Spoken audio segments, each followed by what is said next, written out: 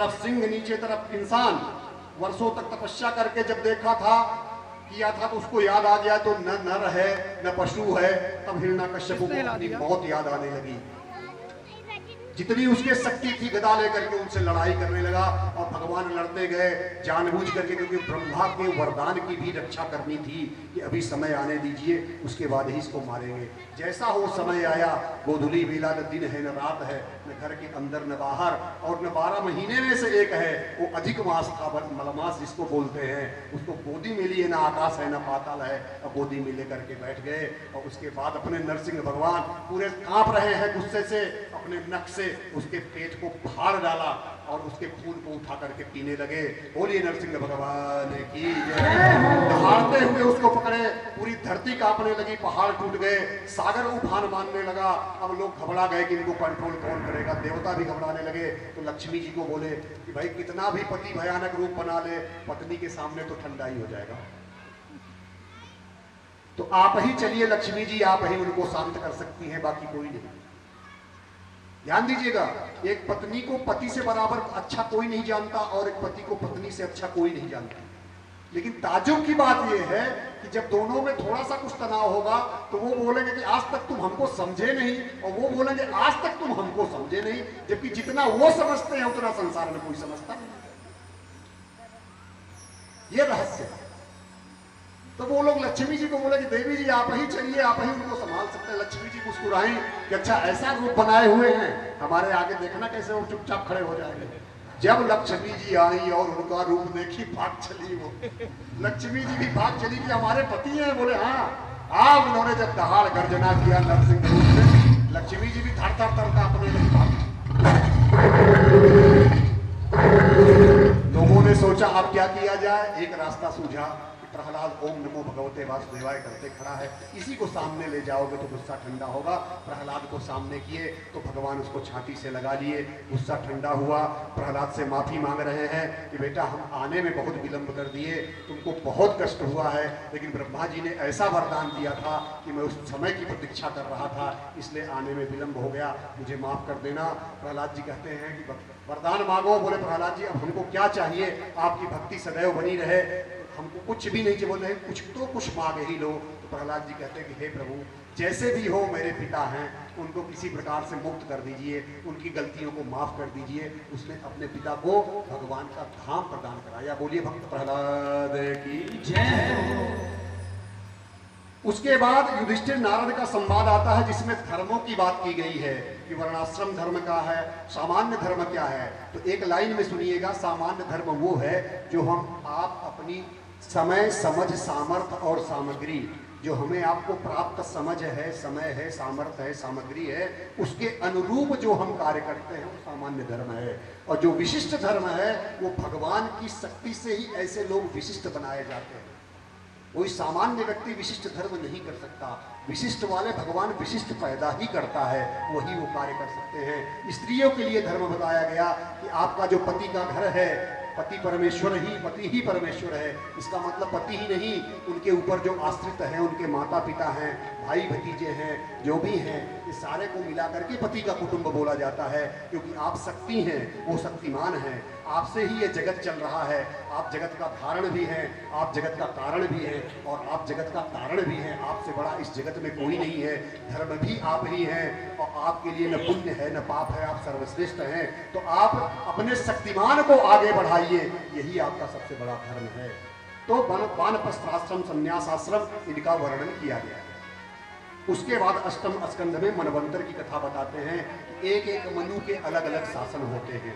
एक जब चतुर्युग बीतता है उसके एक मनु होते हैं।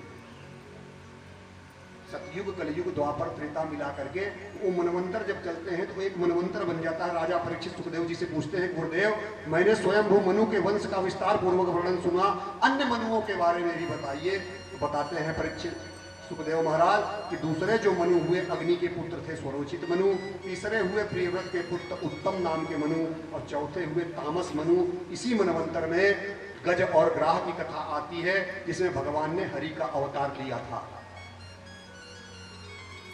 जिसमें गज ने भगवान की आराधना की तो परीक्षित जी कहते हैं कि गज हाथी कैसे भगवान की आराधना कर सकता है, उसके अंदर भक्ति कहां से आई, तो यह कथा हमें विस्तार से समझाइए। तो सुखदेव जी कहते हैं कि आसीन गिरिवरो राजम त्रिकूट इति विश्रुतः क्षीरोदेनावृतः श्रीमान योजनायुत मुक्षितः। परीक्षित क्षीर सागर से घिरा हुआ एक त्रिकुट नाम का विशाल पर्वत है, जिसकी गुफाओं कंदराओं में अनेक देवता साधु संत महात्मा सिद्ध हैं जो सिद्धियां प्राप्त कर रहे हैं। उसी तलहटी में एक विशाल गजेंद्र, जंगल का राजा अभी तक आप सुने होंगे सिंह, लेकिन वहां गजेंद्र राजा है, हाथियों का राजा, इतना बलशाली कि उसके नाम से, उसकी गंध से सभी भालू शेर सब डर जाते हैं और कई हथनियों को झुंड पे रख करके अपने साथ रहता है। एक दिन हथनियों और अपने बच्चों को लेकर के एक सरोवर में जाता है, स्नान करता है, अपनी सूंड में पानी भर के बच्चों को पिलाता है और हथनियों के साथ जल क्रीड़ा करता है। सूंड में पानी भरता है, हथनियों के ऊपर छिड़कता है। उसी समय एक मगरमच्छ ग्राह उसके पैर को पकड़ लेता है। तो जब पैर को पकड़ा तो इतना बलशाली था कि सोचा ऐसे छिड़क देंगे वो बाहर हो जाएगा, लेकिन उसने अपनी पूरी ताकत लगा ली और ग्राह छोड़ने वाला नहीं है, छोड़ ही नहीं रहा है। अब गजेंद्र ने पूरी ताकत लगाई, ऊपर तक ले आता है, फिर ग्राह नीचे खींच लेता है, फिर ये ऊपर लाता है, फिर ग्राह नीचे खींच लेता है। परेशान हो गया, हथनियों को बोला कि अब तुम लोग मदद करो, हमारी ताकत तो ढीली हो रही है। सारी हथनियां एक दूसरे में सूंड फंसा करके गजेंद्र को खींच रही हैं, लेकिन गजेंद्र ऊपर आता है, फिर ग्राह उसको नीचे खींच लेता है। ये स्थिति कई वर्षों तक बनी रही, 100 वर्षों तक ऐसी स्थिति बनी रही। ध्यान दीजिएगा, इसका दार्शनिक पक्ष ये है कि ये हमारा आपका भी जीवन ऐसा ही है। पहले हम लोग पूरी अपनी ताकत लगा करके जीवन में कोई काम करते हैं, अपनी बुद्धि की ताकत और शरीर की ताकत। जब हम कहीं फंस गए, अपनी ताकत फेल हो गई, तो घर परिवार नात रिश्तेदार इष्ट मित्रों से मदद लेते हैं, उन्होंने भी पूरी ताकत लगा दी।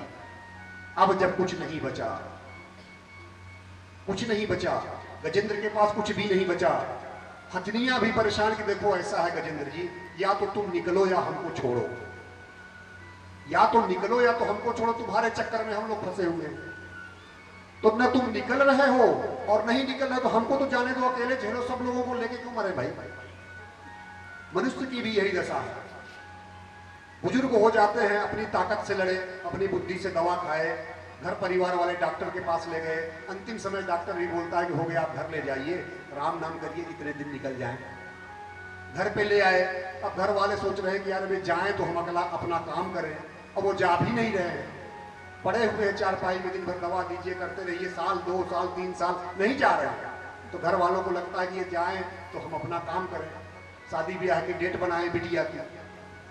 अब वो सोच रहे हैं कि बिटिया की शादी नातिन की देख लेंगे तभी जाएंगे, तो अपने को रोके हुए बैठे हैं और घर वाले सोच रहे हैं कहीं लगन बना दिए बीच में, ये ना लगन में निकल जाए। ये स्थिति मनुष्यों की भी होती है। ऐसा समय आता है कि घर परिवार भी भगवान से मनाने लगता है कि इनको मुक्ति दीजिए, जिससे हम लोग अपना काम करें, बाल बच्चों को पालें।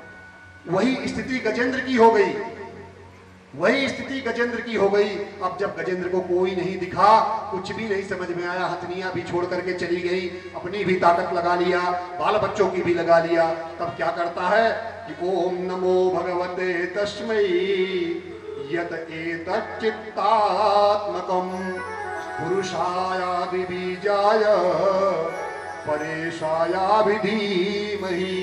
भगवान की स्तुति करने लगता है, भगवान की स्तुति करता है, नाम किसी का नहीं लेता है। और जो नाम किसी का नहीं है वो नाम भगवान का, जो सामान किसी का नहीं है वो सामान सरकार का, जो प्लाट किसी का नहीं है वो प्लाट गवर्नमेंट का। तो जब भगवान ने सुना किसी का नाम नहीं, तो तुरंत गरुड़ पे खाना खा रहे थे, भोजन कर रहे थे, चल दिए लक्ष्मी जी हाथ पकड़ ली, कहाँ जा रहे हैं? अरे बोला भक्त पुकार रहा है। बोले उसने तो आपका नाम ही नहीं लिया। बोले किसी का नहीं लिया, जो नाम किसी का नहीं वही तो मेरा है। खाना छोड़ करके गरुड़ पे बैठ के चल दिए। सुनेरी मैंने निर्बल के बल राम, जब लग गज अपनो बल परख्यो, नेक सरो नहीं काम, निर्बल होई बलराम पुकारो, प्रभु थाए आधे नाम। पूरा नाम भी नहीं लिया था और प्रभु पहुंच गए। और गजेंद्र ने जैसे ही